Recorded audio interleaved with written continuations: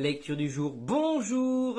Et ce matin, on a terminé le Deutéronome. Oui, je sais, je l'ai déjà dit hier, mais je me suis planté, donc bravo, cette fois-ci, c'est la vraie fin du Deutéronome, 32, 33 et 34, et on a lu également le psaume 91, donc bravo, cette fois-ci, tu as vraiment fini le Pentateuque. Vraiment intéressant, parce que c'est vrai qu'au final, il n'y avait pas eu le cantique de Moïse, que Moïse devait écrire en mémoire pour les Israélites, pour qu'ils se souviennent de tout. Et je sais pas, hier matin je me suis enflammé. Et c'est pas grave, ça, c'est des choses qui arrivent. Plusieurs choses évidemment très intéressantes dans ces trois chapitres. On pourrait commenter, on préfère même.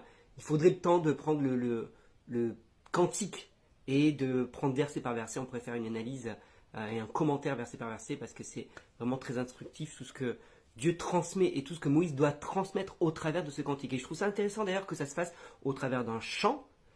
Et Dieu dit, voilà, tu devras leur faire apprendre ce cantique pour qu'ils s'en rappellent, et ils devaient le chanter. Alors, je ne sais pas s'il le chante encore aujourd'hui, ce cantique, s'il existe vraiment chez les Israélites.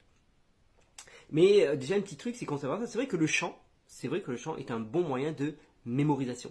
C'est plus facile de retenir une chanson avec une mélodie et un rythme que d'apprendre un texte brut sans rien d'autre. Ça, c'est une petite parenthèse. Si tu as envie d'apprendre des versets, souvent, regarde les cantiques, les chants qu'on apprend, souvent sont des versets et c'est plus facile à retenir. Mais bon, je ferme la parenthèse.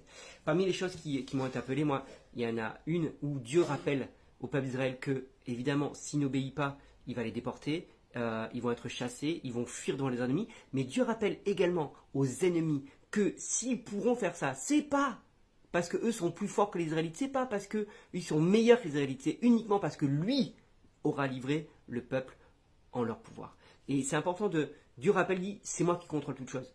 Si tu vas bien, si tu domines sur tes ennemis, c'est parce que c'est moi qui te fais dominer sur tes ennemis. Si tu perds face à tes ennemis, c'est parce que c'est moi qui te fais perdre face à tes ennemis. Et Dieu est vraiment pour rappeler, et Dieu est là pour dire, c'est moi le vrai Dieu. Je suis le vrai Dieu, c'est moi qui contrôle toute chose.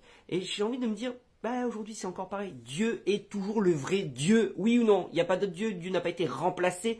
Et donc Dieu est toujours au contrôle de toute chose.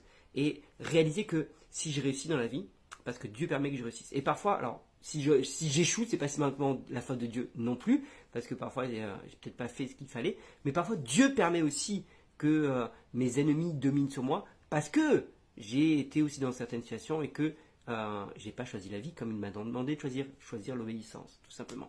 Je voulais développer d'autres choses, mais le temps est court, je veux vraiment rester sur 3 minutes le matin. Donc n'hésite pas toi à me dire ce qui t'a interpellé dans ces 3 chapitres et je te souhaite une bonne journée.